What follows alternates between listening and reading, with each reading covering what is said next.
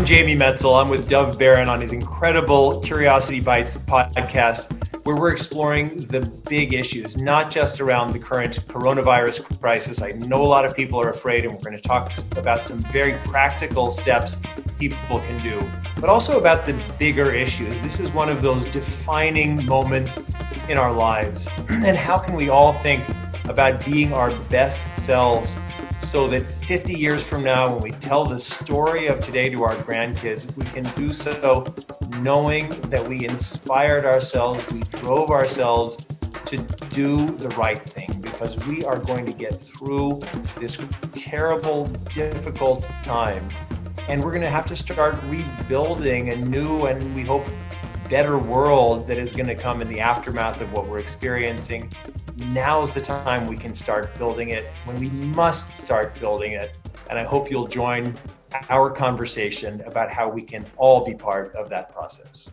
Welcome back. This episode of Curiosity Bites is brought to you in part by the Dragon's Lair Mastermind. Yep, this is my Dov Baron's personal mastermind. I've built an elite group of leaders for the Dragon's Lair. And if you had great levels of success in your life and you're hungry to get to that next level, and you're committed to having amazing impact in the world, then you're not going to find that in some online course or in a book. It's about really connecting with other leaders who are committed to that level of making a difference. Then reach out to me and let's have you apply. You can only do that by writing to Dov, D-O-V, at dovbaron.com. Dov at dovbaron.com if you'd like to apply to be part of the Dragon's Lair Mastermind. All right, we are back with my very special guest, Jamie. This guy is, as we've talked about, he is an author of nonfiction and fiction. He has been part of the World Health Organization. He's been involved in geopolitics. He's a superstar on CNN these days. He's the man that everybody's calling out to, wanting to know what's going on and how we're going to cope with this. And we've been talking about coronavirus, what it is, what it isn't, the implications of it, the way the world is going to change, the way we have to change. And we talked about the misunderstandings here and the disinformation and misinformation. When you look at all of those things and looking at them on a personal level, you've talked about if this grows at the rate at which is somewhat expected, that it's very likely that all of us will know someone who was directly impacted by this. What do you think that means for us? I mean, because we're talking about you can't bury people now. I was reading recently. Yeah. In Spain. Still, we don't know whether it's going to be worst case scenario or best case scenario, but it's going to touch all of our lives. It's going to change all of our lives. Lots of people die all the time for all sorts of reasons, but not with this level of focus, not with this level of seeming interconnectivity, which is, I guess that's what a virus, we talk about information going viral. Yep. The metaphor comes from somewhere, shows that we're connected as hosts. But it's going to be very, very personal for people, not because people are going to get sick. When people get sick, just in that we did a 1-minute break from our last segment to now. My girlfriend just got her COVID test back in that 1-minute break, and it came back negative. And so for 10 days, she's been coughing and has had a slight fever. And we've been doing kind of a semi-isolation, just being extra careful. And that's been emotionally hard for her. She's kind of felt like a leper or something like that. And I kept saying, it's not personal. It's just we need to be safe and careful. And so it's just, this stuff is just really, really personal, and people are going to be afraid, and people are afraid. And if they think somebody has it, they're going to back away from that person. And so we need to find a way of staying emotionally connected. We talked about isolation. I think a lot of people are going to feel not just afraid, but afraid and isolated and not able to do the things that traditionally have given them comfort, like going to church. I spoke with a friend of mine, a single friend in another city, and she's home with her dog, but she used to love to go to concerts. Like that was her thing. Mm-hmm. And now she can't go. And I said, well, yeah, but you can do it virtually, watch Yo-Yo Ma playing his cello. It's like, yeah, but. Yeah. And so this is very personal for people, and it should be. But we have to remember, and you and I spoke about that in the very, very beginning of this interview, that that's not the whole story of life. We are humans with this full range of our humanity, which includes joy and fear and art and all of it. And even if we're home, we have to really strive to realize the express and the full range of our humanity. Can you tell us a little bit, because you just hit the grassroots there, which is, your girlfriend had the cough, had the fever. Yeah. That would naturally bring, in this point in time, the potential fear of, oh my God, right? Yeah. And now she just got her results back, which is wonderful, because they're positive, they're negative, but positive for her. What was that like, to be in proximity with somebody who's, this is not it's not nebulous, it's very subjective. Yeah. It was really hard because in the beginning, when she started to have these symptoms, and we're so hyper vigilant on these symptoms, I thought, well, just given what's going around, there's a chance that this is this coronavirus. Yeah. And so I made a decision that we're living together in this apartment, that it was just it's like, when you live with somebody, you're pooling your risk for all sorts of things. Yeah. Every day. And that it wasn't feasible or desirable to have her just living in the guest room, and I'll leave food there and dig a little, cut a little hole in the door, and you kind of reach your hand out like it's prison.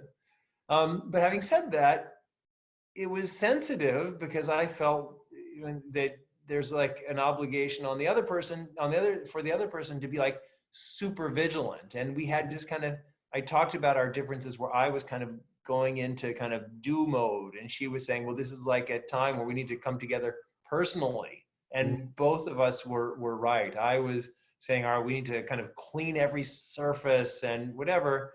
And in the beginning, she was just kind of a little more lax. And that kind of, even though I felt like, well, I'm here by choice, it kind of made me a little bit angry. And she felt, well, why are you being angry? Why are you being resentful of me for, based on the possibility that I've been infected with this virus? So there was no right or wrong, but it was a negotiation. And I think maybe that's the point. We're all negotiating everything. But you just brought home something that's so vital to understand, is how quickly we other. Yeah. How quickly we other. We other the people over there. I spent time in Iran, and I came back and I wrote a 12-part article about the 12 myths about Iran, because I felt a social responsibility as a speaker, as a traveler, to say, it's not what you think, and here's what you need to know, and here's where you're wrong, and to bring people together, and because we other, and once we other something, it's no longer human, and we can't afford to do that in our own homes with somebody who has a cough. Yeah, no, it's so true. Nature out of preservation. So true. So you mentioned my CNN.com editorial that came out a few days ago, and it's the response to it has been incredible. So it's just the two of us here in this apartment. So everything that I'm writing, and I'm just kind of on this feverish pitch of putting things out, I read to her aloud. And when I got to the point that I had said before about how, be present in your home, be emotionally available to the people who are physically right in front of you, solve your problems, my girlfriend got like really pissed off because it's like, oh, you're this wise man giving all this shamanic advice to the rest of the world. And I don't know if we can use fouling, like I'm fucking here in this apartment and you're not seeing me, you're not connecting emotionally Sure. because you're on war footing. And she was totally right. Yeah. And I think that's the thing, like even those of us aspiring to be our best, Yes. like we have to recognize that everything is balancing. And frankly, if you're 2 people in an apartment or 5 people in a house, those are kind of the new parameters of your world. Those are the boundaries of your country, and things are going to have to be renegotiated. And so we have to know who we are, but we maybe have to have a little bit of flexibility about who we can be, because just again, our social space is being reconstituted. Yeah. I think that this is really in so many ways a reset, a reevaluation and a reset. And I know human beings don't like change much. We're not very good at change. We live in a constant state of change and we resist it all the way. I said to one of my clients years ago, we had a session, like a few hours together, and this person said to me, "Oh my God, I am so exhausted from looking at these emotional things." And I said, "You're not exhausted from looking at the emotional things." And they said, "Yeah, I am." I said, "No, you're not." They go, "Well, what do you think I'm exhausted from?" I said, "Your resistance to them." That's what exhausts us. It's our own resistance to change. It's our resistance to confronting what we need to confront, because we're all want it to be easy and natural and whatever that means. And just, but the truth of the matter is that we are in a moment of dramatic change in everything we do in the world.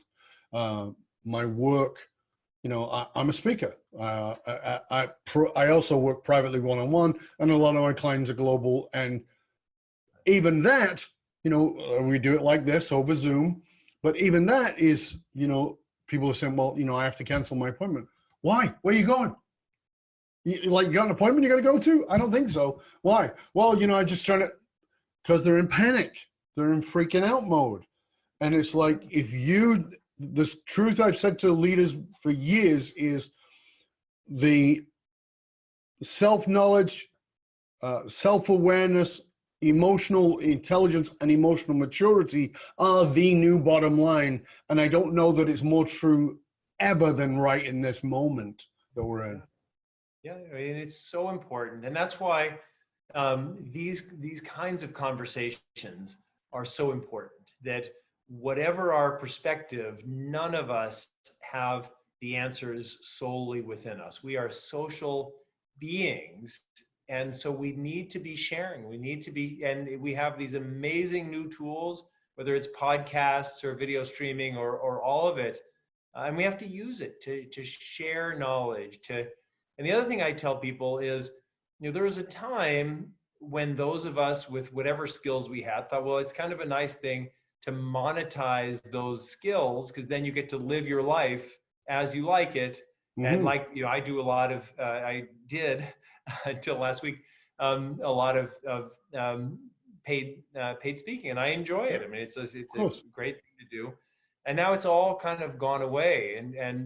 But what I've told everyone is, like, now's not the time we have to survive, not to monetize. Just, if you have something to give it away free, wholeheartedly. I mean, yes, keep businesses going and things like that, but we'll figure out the finances of life when this passes. Like, if you have something to give, and you can give it away and it's not going to kill you and you're not going to starve, give it freely to someone who may really need it.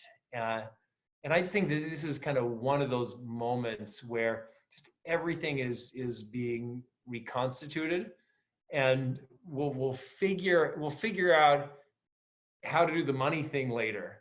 But if we don't figure out how to do the emotional thing now, we'll come through this with much more scar tissue than we have to.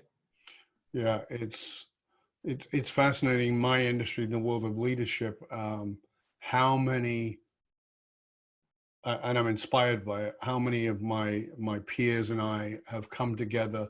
And, you know, for years I've said, I don't believe in competition. I don't believe it exists. Because even if you do exactly the same as me, you'll never deliver it the way I deliver it, vice versa. And it's really interesting to see that I'm seeing that show up now. So many of us who are coming together, you know, who are not getting the $25,000 for your gig speech, who are saying, let's come together and let's give it all away. Let's just, you know, I'm part of a 2-day training, which would normally be in a big city. We'd all be on the stages and talking in front of a big audience. And we're just going to, no, we'll have 10,000 people online and you'll have leaders speaking. A very good friend of mine, Jim Bouchard, who's another leadership guy, again, quote, officially competition, a really great friend. And we're just saying, okay, how can we support people in inspiring them to lead others? And I think that's where we've got to come to. Yep. We've got to find the humanity. Absolutely. You know, Jamie, I can't tell you how grateful I am for you to be here. I wanted to talk all about this book, Hacking Darwin, and maybe as things calm down at some point in time, whenever that may be. I know they'll never be quote unquote normal again, but when there's a little more semblance of stability, I would love to have you back and talk about all of these things, because it would be my pleasure, because we're going to get through this, and all the big issues that we had before, we're still going to have, and we're going to have new ones. And everybody, we started, maybe we can end with this issue of curiosity. We now have time, and we now have time to learn and to learn new things and explore. And we have the world of ideas, the internet. Everybody has a universal library at home. You don't have to go to Alexandria to get the greatest library in the history of humanity. You have it at home. So yes, this is painful. Yes, it's difficult for everybody, but let's find the little blessings in this difficult time. Yeah, I absolutely agree with you. And I'm so grateful that you took the time to be with us, and I'm honored by it, and I'm deeply grateful for it. It is a brocha. Thank you. It is a blessing to us. And we want to make sure that people we're going to get this out there. We're actually going to do this as a special episode and push it out much ahead of time, because we want people to have this insight into this. If there's one final message you want to leave people with in the context of what we've been talking about, that's something really practical that they can grasp. So I'll do some impractical, or not impractical, the big picture and the little picture. Sure. One is, we're going to get through this. We've been through worse. We're going to get there. Don't panic. Keep your head. Be the most magnanimous version of yourself that you can safely be. That doesn't mean go door to door handing out muffins, but in your way, do it. And then practically, what I would say is that you have all kinds of listeners of different backgrounds, and everybody is saying this, but I want to say it too.